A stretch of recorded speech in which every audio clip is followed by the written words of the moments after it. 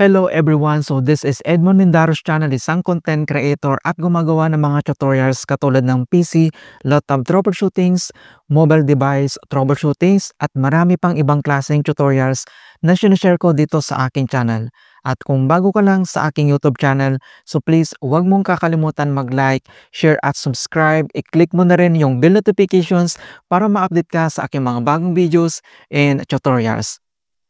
So sa video ito ay pag-uusapan natin at i-guide ko kayo kung paano ba natin i-enable or i-turn on yung fingerprint authentications dito sa ating Shopee app para sa ating account security. Alright, so wag na nating patagalin at start na natin. So ang next step ay kailangan mo lang i-open yung Shopee applications mo. And then kapag na-open mo na, so dito lang sa baba ay kailangan mo lang i-select dito yung meta profile na makikita dito sa bottom right corner. So kailangan mong i-click yan. At once na-open mo na yung Shopee homepage profile mo, so dito lang sa top right corner makikita mo dito yung icon settings katabi lang ng basket. So kailangan mo lang yang i-click. And then kapag na-click mo yan, makikita mo kaagad dito yung account settings and then my account and then next ito yung account and security. So kailangan mo lang i-click itong account and security. And then dito sa ating account and security, and then i-select mo lang dito yung fingerprint authentications. So kung ano ba yung ibig sabihin ng fingerprint authentications?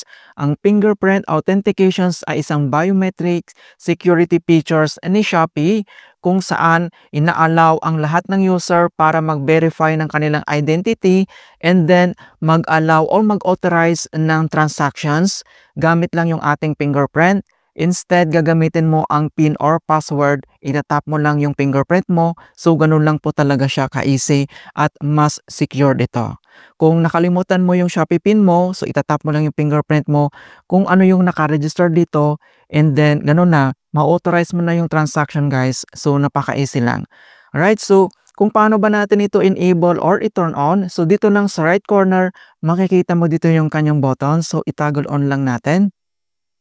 And then, I'm sure makikita nyo sa aking screen na nag-block na siya. So, ibig sabihin ay para ma-secure yung ating account. Kaya po siya na-cover yung screen. So, makikita mo dito yung authorized biometric. So, in order to use biometric authentications, we need your authorization first. I-scan mo lang yung fingerprint natin dito. So, ini naman dito yung gusto mong gamitin. Kung ito yung nilalaki natin, yung tuturo, middle finger, yung ito guys, yung palasingsingan natin. Ayan, so depende yan kung ano yung gamitin mo na i-register yung fingerprint. Alright, so itap mo lang dito sa baba yung fingerprint dito guys. So, itatap mo lang siya. Ayan. So, makikita mo na dito na na-enable na siya. So, ganun lang po kasimple. Tatap mo lang dito yung fingerprint mo para ma-register siya. And then, automatic naman guys na ma-enable na yan. And then, makaka-receive din tayo dito ng email ni Shopee na ibig sabihin ay security alerts na ibig sabihin biometric login is activated for your account. Ayan guys, so makaka-receive tayo ng email na nagsasabing na-enable na yung ating biometric authentications. Alright, so ganun lang po kasimple guys kung paano natin i-turn on or enable yung fingerprint authentications dito sa Shopee app.